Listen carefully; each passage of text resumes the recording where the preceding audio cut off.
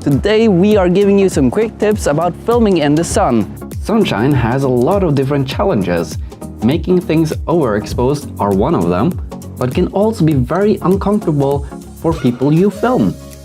When filming scenery like nature or buildings, I like to keep the sun behind me. That way, both the sky and whatever I'm filming have a good exposure.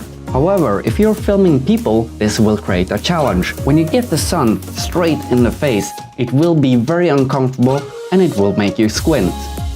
My best tip are to have the sun a little to your side.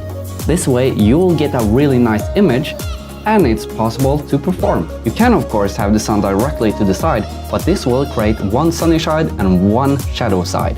My last tip are to put the actor in the shadow. This way you'll get an even lit face, but you will have to compensate by adding more light to the image, which will make the background a bit brighter.